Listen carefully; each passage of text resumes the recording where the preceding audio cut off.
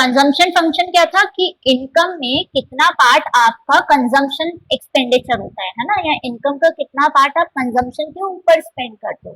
तो saving function क्या होगा कि इनकम का कितना पोर्शन आप सेव करते हो, ठीक है।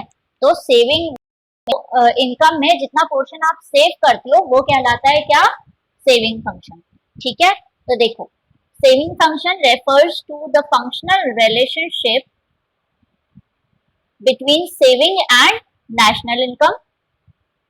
Saving function S is equal to F of Y, that is savings is equal to functional relationship of national income, ठीक है। अब देखो, अपन ने कंजम्पशन का एक नेचर देखा था कि जैसे जैसे इनकम बढ़ती है वैसे वैसे कंजम्पशन भी बढ़ता जाता है, ठीक है। अब सेविंग का अपन एक नेचर देखते हैं। सेविंग का क्या नेचर होता है, देखो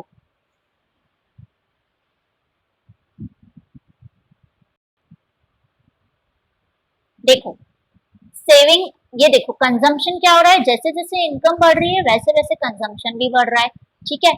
अब सेविंग का देखो क्या नेचर रहता है, सेविंग शुरू में तो नेगेटिव रहेंगी। नेगेटिव क्यों रहेंगी, क्योंकि आपका जो कंजम्पशन है वो आपकी इनकम से ज्यादा हो रहा है। भाई यहाँ पर आप कुछ भी अर्न नहीं कर रहे हो बट ऑटोनॉमस कंजम्पशन तो है ही, तो आप पुरानी सेविंग यूटिलाइज कर रहे हो, इसलिए -40 हो जाता है।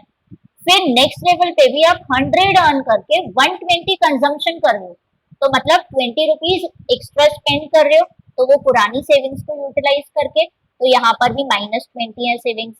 फिर अपन ने देखा था एक ब्रेक इवन पॉइंट आता है जहां पर income is equal to consumption, ठीक है। जितना अर्न कर रहे हो उतना पूरा का पूरा क्या कर रहे हो, कंज्यूम कर रहे हो। तो इस पॉइंट पे हम पुरानी सेविंग्स भले यूटिलाइज नहीं कर रहे हैं लेकिन कुछ सेव भी नहीं कर रहे हैं, ठीक है। तो यहाँ पर सेविंग्स क्या देखी थी अपन ने, 0 हो जाती है। उसके बाद नेक्स्ट लेवल इस अपन ने देखा था कि इनकम जो है वो ऊपर हो जाती है कंजम्पशन की, मतलब आप ज्यादा इनकम अर्न करते हो और उस इनकम के कंपैरिजन में आपका कंजम्पशन हमेशा क्या होता है, कम होता है। तो कंजम्पशन कम होता जाएगा तो अल्टीमेटली क्या होगी, आप सेविंग्स करना स्टार्ट करोगे। यहाँ पर 300 रुपीज अर्न करके 280 स्पेंड कर रहे हो तो 20 रुपीज सेव कर रहे हो। फिर 400 इनकम हो गई तो 360 कंजम्पशन कर रहे हो, 40 सेव कर रहे हो। तो मतलब क्या, जैसे जैसे इनकम बढ़ती जाएगी वैसे वैसे अपन ने देखा था कंजम्पशन बढ़ता है लेकिन इनकम से कम प्रपोर्शन में बढ़ता है, ठीक है। इनकम से कम प्रपोर्शन में कंजम्पशन बढ़ रहा है, मतलब आप सेविंग्स इंक्रीज करते जा रहे हो, अपनी सेविंग्स बढ़ाते जाओगे, ठीक है। तो यहाँ पर क्या होता है, सेविंग्स इंक्रीज होती जाती है, जैसे जैसे इनकम बढ़ेगी आपकी सेविंग्स भी बढ़ती जाएंगी क्योंकि आपकी नीड्स अल्टीमेटली सेटिस्फाई होती जाएंगी और पैसा एक्स्ट्रा बचने लगेगा, ठीक है। अब ये सेविंग कर्व देखो कैसे होता है, यहाँ पर अपन एक्स एक्सिस पे डिनोट कर रहे हैं इनकम, ठीक है, और वाई एक्सिस पे अपन दिखा रहे हैं सेविंग्स।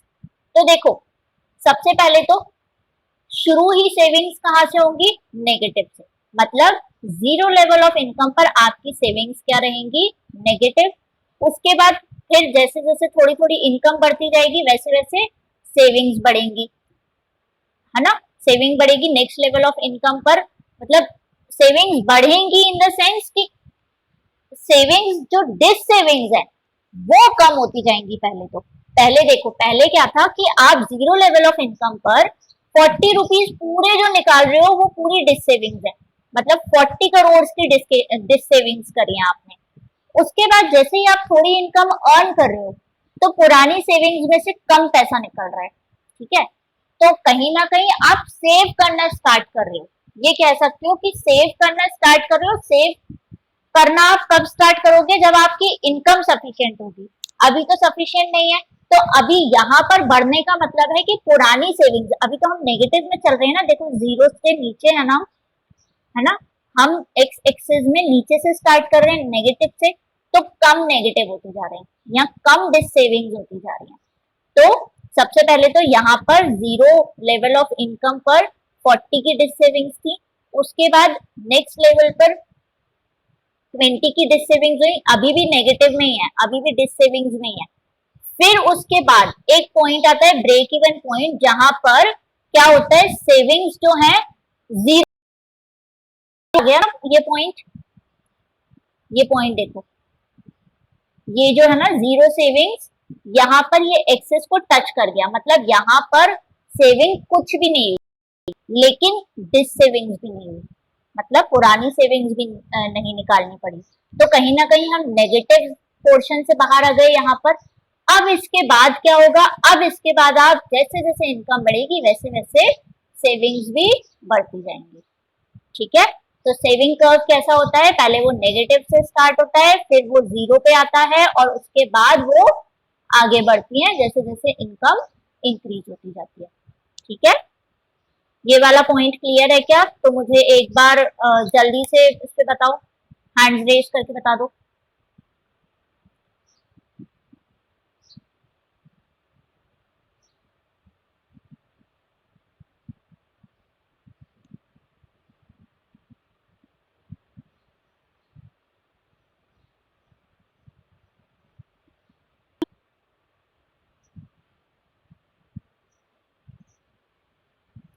चलो देखो, ठीक है, ये तो सेविंग फंक्शन था कि इनकम में कितना पार्ट आप सेव कर रहे हो।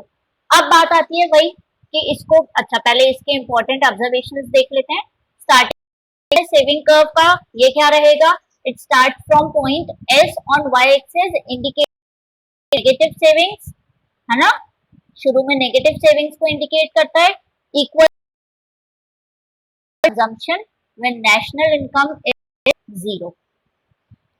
उसके बाद slope of saving curve, it has a positive slope which indicates the positive relationship between saving and income, मतलब डायरेक्ट रिलेशनशिप है, इनकम इंक्रीज होगी तो आपकी सेविंग्स भी इंक्रीज होगी।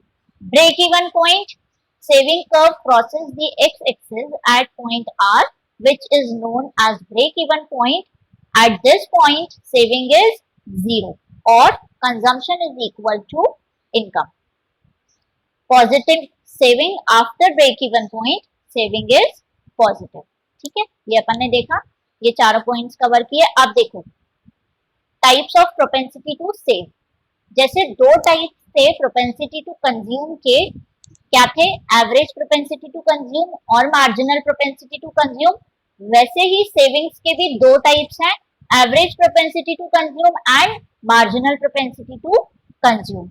एवरेज प्रोपेंसिटी टू कंज्यूम मतलब टोटल इनकम में टोटल सेविंग का क्या प्रपोर्शन है, मतलब सेविंग्स अपॉन इनकम, सेम जैसे कंजम्पशन अपॉन इनकम, तो यहाँ सेविंग्स का हो जाएगा सेविंग्स अपॉन इनकम।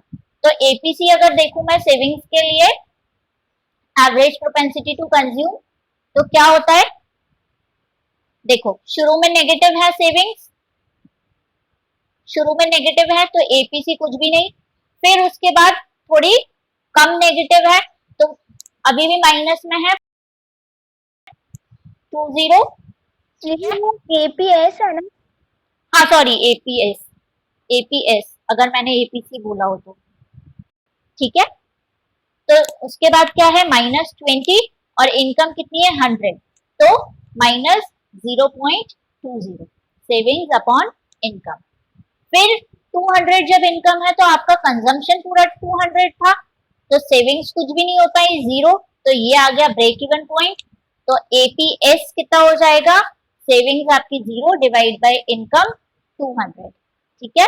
उसके बाद जैसे ही इनकम 300 हुई तो अब सेविंग होना स्टार्ट हुई, तो क्या हुआ, आपकी सेविंग्स थोड़ी थोड़ी बढ़ेंगी अब, है ना। देखो एपीसी क्या होता था, डिक्रीज होता जाता था, क्योंकि कंजम्पशन, एवरेज कंजम्पशन आपका कम होता जाता था इनकम के कंपैरिजन में, लेकिन सेविंग्स, अब देखो कंजम्पशन कम कर रहे हो, अगर कंजम्पशन कम कर रहे हो तो मतलब क्या है, आप सेविंग करना स्टार्ट कर रहे हो, ठीक है। तो यहाँ पर देखो एवरेज प्रोपेंसिटी टू सेव अब बढ़ना स्टार्ट हुआ, 20 डिवाइड बाय 300 0.067। अब नेक्स्ट लेवल ऑफ इनकम पे आओगे अगर 400 पे, तो आप कितना सेव कर रहे हो 40, तो अल्टीमेटली आपका एवरेज प्रोपेंसिटी टू सेव कितना हो गया 40/100 दैट इज 0.10। तो धीरे धीरे क्या होता है, सेविंग्स बढ़ती जाती है, एवरेज सेविंग्स बढ़ती जाती है, क्योंकि आप एवरेज कंजम्पशन कम करते जाते हो। ठीक है। अगेन एपीएस वाला कर्व इंपॉर्टेंट नहीं है, ये वाला कर्व इंपॉर्टेंट नहीं है, ठीक है। एक बार इसके इंपॉर्टेंट पॉइंट्स देखते हैं क्या है।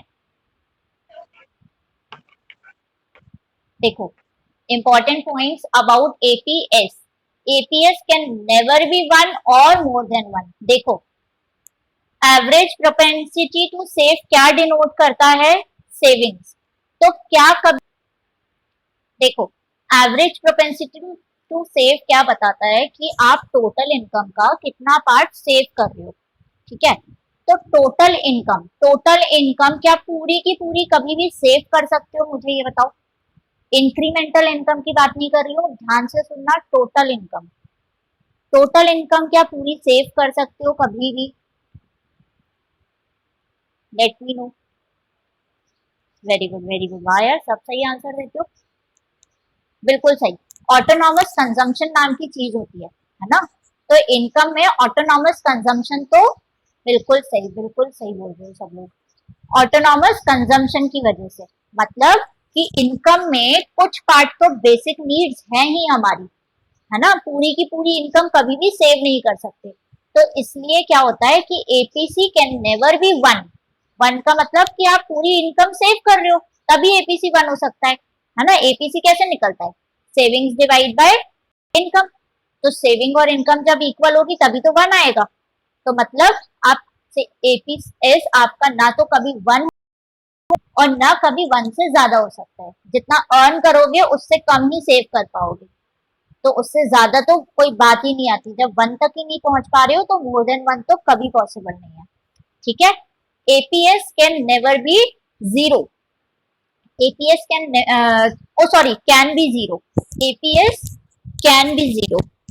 जीरो मतलब आप सेविंग्स बिल्कुल नहीं कर रहे हो। तो हाँ देखा है हमने, ब्रेक इवन पॉइंट पे क्या होता है, पूरी इनकम कंज्यूम कर लेते हो और सेविंग कुछ भी नहीं करते हो, तो एपीएस उस टाइम पर क्या हो जाता है, जीरो हो जाता है, ठीक है।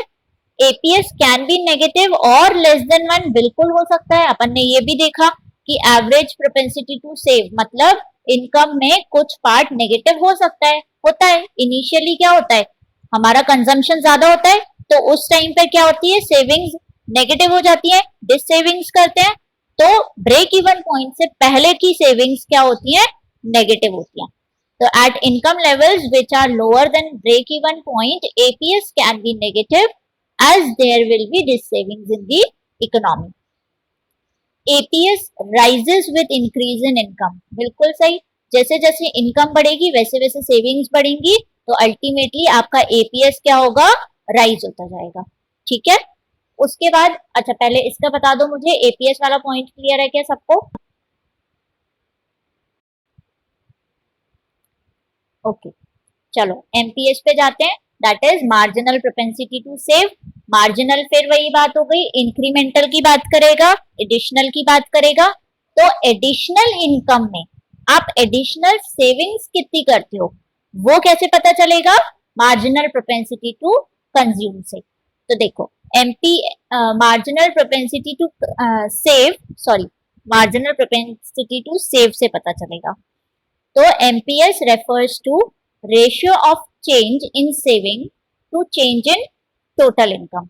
तो कितना सेविंग्स में चेंज है डिवाइड बाय कितना इनकम में चेंज है, मतलब बढ़ी हुई इनकम या इंक्रीमेंटल इनकम में आप कितना पोर्शन सेविंग्स का इंक्रीज कर रहे हो या इंक्रीमेंट कर रहे हो, वो कहलाता है मार्जिनल प्रोपेंसिटी टू सेव, ठीक है।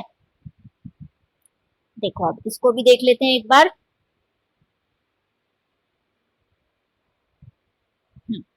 ठीक है देखो, इनकम लेवल जीरो है जब, तो यहाँ तो इंक्रीमेंट की कोई बात ही नहीं आती है ना, जीरो लेवल पे तो कुछ इंक्रीमेंट डिक्रीमेंट कुछ नहीं होता, तो यहाँ पर एमपीएस कुछ नहीं होगा। नेक्स्ट लेवल देखो आप, यहाँ पर 100 है, इनकम जीरो से 100 हो गई, ठीक है। तो -40 से -20 हो गई, है ना, -40 से क्या हो गई, -20, मतलब और चेंज इन सेविंग्स कितना निकाल जाएगा, ये होगा -20 माइनस -40, ठीक है, नेक्स्ट जो भी सेविंग्स है माइनस प्रीवियस वाली, ठीक है। तो इसका क्या हो जाएगा, 20 चेंज आया भाई, -40 से गिर के किस पे हो गई, -20 पे। तो 20 रुपीज पॉजिटिव चेंज रहा, और चेंज इन इनकम क्या रहा, 100 माइनस 0, 100 रहा, ठीक है। तो एमपीएस कैसे निकल जाएगा, change in saving divide by change in income, 20 divide by 100, ठीक है। तो ये क्या आ जाएगा, 0.20। अब देखो नेक्स्ट चेंज इन सेविंग देखें कितना आ रहा है, चेंज इन सेविंग -20 से 0 हो गई, तो 0 माइनस -20 चेंज रहा, +20 है ना, -20 वाली 0 हो गई, तो +20 चेंज रहा सेविंग्स में, और सिमिलरली इनकम में क्या चेंज रहा, 200 माइनस 100, तो 100 से इनकम इंक्रीज हुई अपनी, तो ultimately marginal propensity to save कितना आ गया, 20 डिवाइड बाय 100 दैट इज 0.20, ठीक है। अब नेक्स्ट लेवल देखते हैं, 0 से पहले 0 थी सेविंग्स, अब 20 हो गई, तो मतलब 20 माइनस 0 है ना, 20 माइनस 0, तो अपनी सेविंग्स में कितना इंक्रीमेंट हुआ, 20 करोड़ सेविंग इंक्रीज हो गई, और on the other hand income कितनी इंक्रीज हुई है, 300 माइनस 200 दैट इज 100 करोड़ से इनकम इंक्रीज हुई अपनी। तो एमपीएस कितना रहा, 20 डिवाइड बाय 100 0.20। उसके बाद नेक्स्ट आपकी इनकम इंक्रीज हुई है 300 से 400, और सेविंग का हुआ 20 से 40 हो गई, तो चेंज इन सेविंग कितना हो गया, 40 माइनस 20, और चेंज इन इनकम कितना रहा, 400 माइनस 300, ठीक है। तो फिर देखेंगे एमपीएस कितना रहा, 20 डिवाइड बाय 100.20। अच्छा, ये देखो हमेशा कांस्टेंट आ रहा है, तो ये कांस्टेंट क्यों आ रहा है, क्योंकि अपन ने कंजम्पशन जब देखा था, मार्जिनल प्रोपेंसिटी टू कंज्यूम, उसमें भी कुछ ऐसा ही हो रहा था। हर बार क्या हो रहा था, जो भी इंक्रीमेंटल इनकम है उसका 80% कंज्यूम कर रहे थे, 0.80 आ रहा था हर बार। तो जब इंक्रीमेंटल इनकम का आप हर बार 80% कंज्यूम कर रहे हो, तो वही तो एग्जाम्पल कंटिन्यू हो रहा है, पर 80% इंक्रीमेंटल इनकम का कंज्यूम कर रहे हो, मतलब इंक्रीमेंटल का हर बार 20% आप क्या कर रहे होगे, सेव कर रहे होगे। और यही चीज यहां पर देख रहे हैं हम भी, क्या कि इंक्रीमेंटल इनकम का हर बार 20% सेव हो रहा है, ठीक है। पर रियल लाइफ में जो मैंने बताया था कि MPC that is marginal propensity to consume, increase in income से, मतलब इंक्रीमेंटल इनकम, जैसे जैसे इनकम इंक्रीज होती जाती है वैसे वैसे आपका इंक्रीज इन कंजम्पशन कंपैरेटिवली कम होता जाता है, क्योंकि जैसे जैसे इनकम बढ़ती है आपकी मैक्सिमम नीड्स सेटिस्फाई होती जाती हैं, तो आपका कंजम्पशन एक्सपेंडिचर कम बढ़ता है फिर, ठीक है। तो एमपीएस के केस में क्या होगा, जैसे जैसे इनकम इंक्रीज होती जाएगी वैसे वैसे, क्योंकि आप कंजम्पशन बहुत ज्यादा इंक्रीज नहीं करोगे, तो आपकी सेविंग्स क्या होती जाएंगी, ज्यादा इंक्रीज होती जाएंगी, ठीक है। ये तो अपना एग्जाम्पल ऐसा है जहां पर एमपीसी और एमपीएस कांस्टेंट आ रहे हैं, पर रियल लाइफ में ऐसा नहीं होता है। अब एग्जाम में क्या करना है, एग्जाम में वो करना है, एग्जाम में वो करना है जो बुक में करने को बोला है, कांस्टेंट रखना है, ठीक है।